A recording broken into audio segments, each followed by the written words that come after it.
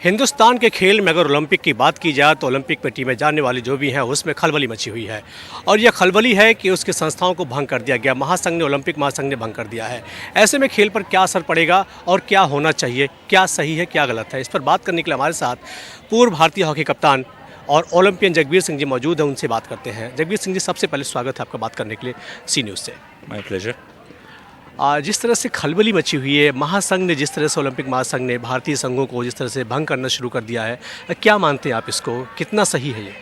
नहीं, हमारी तरफ से ही डिले थी, हम लोगों ने ही उनको इनवाइट किया है, हमने ही कहा है कि हमारे यहाँ प्रॉब्लम्स है, आके आप इंटरफेयर करिए।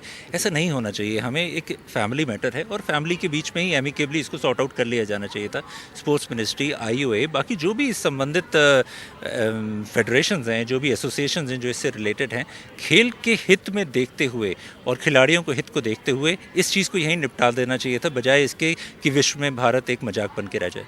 जी, क्या मानते हैं इस राजनीति की वजह से ऐसा कुछ हावी हो रहा है इस पर कि राजनीति के खेल में आने के बाद इस खेल पर प्रभाव पड़ना शुरू हो गया है?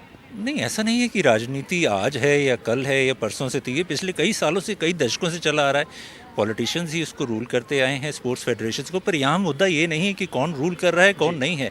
मुद्दा ये है कि क्यों नहीं हमने इस सारी प्रॉब्लम को पहले सॉर्ट आउट कर लिया, क्यों इस स्टेज तक इसको जाने दिया। इसका मतलब यही है कि वहाँ आपस में बटे हुए विचार हैं, और जब तक विचार बटे होंगे तब तक तो मजाक बनेगा ना। नहीं, जब आईओए ने पहले ही गवर्नमेंट को बता दिया था, उनका यही कहना है कि हमने बता दिया था, लेकिन उसके एक्शन नहीं लिया गया, सरकार के इनकी ढिलाई दी। गलती यहाँ पर किसकी मानते हैं आप? नहीं, किसी एक के, जब तक मुझे मालूम नहीं हो, जब तक मैं संबंधित कागज नहीं देखूंगा या मुझे नहीं मालूम होगा किसने क्या कहा, क्या जवाब दिया, तब तक ये कह पाना कि किसकी गलती है। मैं ये इतना जानता हूँ कि सभी की गलती है, सभी जिम्मेवार हैं, क्योंकि अल्टीमेटली स्पोर्ट्स सफ़र कर रहा है और खिलाड़ी सफ़र कर रहे हैं। और जब हम खिलाड़ियों के हित की बात करते हैं, जब हम ये बात करते हैं कि ओलंपिक में 6 पदक आए हैं और आने वाले समय में हम 16 की उम्मीद कर रहे हैं, 20 की उम्मीद कर रहे हैं, तो अगर ये स्ट्रक्चर हम देना चाहते हैं अपने खिलाड़ियों को, ये शुरुआत और ये एग्जाम्पल देना चाहते हैं आने वाली जनरेशन की कि हमारे यहाँ खेल को लेकर ये माहौल है, तो मैं नहीं समझता हूँ कोई जल्दी खेल की तरफ कदम आगे बढ़ाएगा। जिस तरह का खेल का माहौल विदेशों में है, क्या मानते हैं कि जिस तरह से हम मेडल की बात करते हैं या हम और सारे स्ट्रक्चर देने की बात करते हैं, इतनी लापरवाही अगर ऐसी है तो क्या मानते हैं कि कुछ होने वाला है? नहीं, फिर वही बात है कि क्या ऐसा पहले था? नहीं था। क्या पहले खिलाड़ियों को सुविधाएं मिलती थी? नहीं थी। पर जैसे जैसे सुविधाएं मिलने लगी हैं, जैसे जैसे हम बेहतर करते चले हैं, रिजल्ट्स आने शुरू हो गए हैं। अब जैसे जब रिजल्ट आने लगे हैं, तब तो हमें और ऑर्गेनाइज होना चाहिए, तब तो हमें और इकट्ठा होना चाहिए, और ऐसे समय पर हम और अलग अलग नज़र आ रहे हैं, जो कि एक गलत संदेश है। इस संदेश से हमें एक पॉजिटिव, नहीं कहते, एक पॉजिटिव वाइब्स जानी चाहिए, एक पॉजिटिव संदेश जाना चाहिए, न केवल हिंदुस्तान में, वो विश्व भर में, कि हाँ, एक परेशानी थी जिसको हमने एमिकेबली सॉर्ट आउट कर लिया है। स्पोर्ट्स मिनिस्टर ने, आईओए ने, आईओसी ने, और जितने भी संबंधित अधिकारीगण हैं, एक जगह एक टेबल पर क्यों नहीं बैठ सकते हैं यार?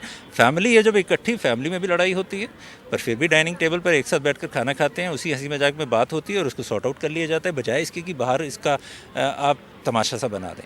नहीं, तो आईओसी ने जो नॉर्म्स रखे, जो उनके रूल्स रेगुलेशन है, उसको इंडिया फॉलो नहीं कर रहा है, तो इसमें क्या मानते हैं आप, लापरवाही हमारी नहीं है इसमें? नहीं, यही तो मुद्दा है। आईओसी क्या चाहती है, आईओए क्या कह रहा है, मिनिस्ट्री क्या चाहती है, मिनिस्ट्री क्या कह रहा है, ये बिल्कुल स्पष्ट नहीं है। जो अखबारों में हम पढ़ रहे हैं वही तो हमारे सामने है, पर क्या एक्चुअल मुद्दा है उससे अभी भी हम लोग वाकिफ़ नहीं हो पाए हैं। ये हमें उससे ये कंप्लीट इन्फॉर्मेशन नहीं है, और अधूरी इन्फॉर्मेशन हमेशा घातक होती है। इसलिए जब हम सब इकट्ठे बैठे होंगे और फिर एक स्टेटमेंट निकलेगा कि हाँ, ये हम लोगों ने भारत के हित में सोचकर, खेल के हित को सोचकर हमने ये स्टेटमेंट जारी किया है, और अब ये टीम पूरी की पूरी सब इकट्ठे होकर भारत का प्रतिनिधित्व करते हुए आईओसी के साथ मीटिंग करने जा रही हैं, ताकि इसको once and for all sort out किया जाए, इस इशू को, और एक नई शुरुआत की जाए। मैं समझता हूँ तब तक अच्छा नहीं है, और जिस दिन ये हो जाएगा, बल्ले बल्ले। तो क्या मानते हैं, ईगो प्रॉब्लम नज़र आ रही कहीं पे? ईगो नहीं है, कम्युनिकेशन गैप है। और जब कम्युनिकेशन गैप होता है, कहते हैं ना, डिस्टेंस क्रिएट्स डिफरेंसेस। जब आप में दूरी है तो ये निश्चित तौर पर ये दूरी बनी रहेगी, और जब तक आप इसको बातचीत से नहीं सुलझाएंगे तब तक मैं नहीं समझता हूँ। और मेन बात यह है कि ऐसा ना हो कि देर हो जाए। हर दूसरे दिन नई प्रतियोगिता है, हर दूसरे दिन खिलाड़ी तैयार हो रहे हैं और खिलाड़ियों को एक ऐसा माहौल बहुत बहुत ज़रूरी है जहां वो सिर्फ अपनी तैयारी की तरफ ध्यान दें। उन्हें ये नहीं होना चाहिए यार कि अगर हम तैयार भी हो गए, हमने अपनी पूरी तैयारी भी कर ली, तो ऐसा ना हो कि हमें वहाँ पार्टिसिपेट ना करना दिया जाए, क्योंकि तिरंगे के नीचे पार्टिसिपेट करने का जज्बा ही अलग होता है और परफॉर्मेंस भी अलग होता है। और शायद ही कोई ऐसा खिलाड़ी होगा जो ये सोचकर पार्टिसिपेट करता होगा कि मैंने तिरंगे के नीचे अपने पार्टिसिपेट नहीं करना है। Nothing like wearing your own national colour. तो पूर्व ओलंपियन और इंडियन कैप्टन जगबीर सिंह जी ने हमसे बातचीत की और उन्होंने बताया कि कम्युनिकेशन गैप की वजह से इस तरह की दिक्कतों का सामना करना पड़ा है भारतीयों को। निश्चित तौर पर इसमें खेल का नुकसान है, खिलाड़ियों का नुकसान है, आपसी और कोई नुकसान नहीं, चाहे वो सरकार हो या राजनीति हो। फिलहाल इसको बैठ करके शॉर्ट आउट किया जा सकता है, लेकिन ऐसा अभी तक प्रयास नहीं किया गया था, जिसकी वजह से यहाँ पर इस सभी संस्थाओं को भंग करने के प्रयास चल रहे हैं। कैमरा पर्सन राजू के साथ आगरा से विनोद जूनियर, सी न्यूज़ उत्तर प्रदेश उत्तराखंड।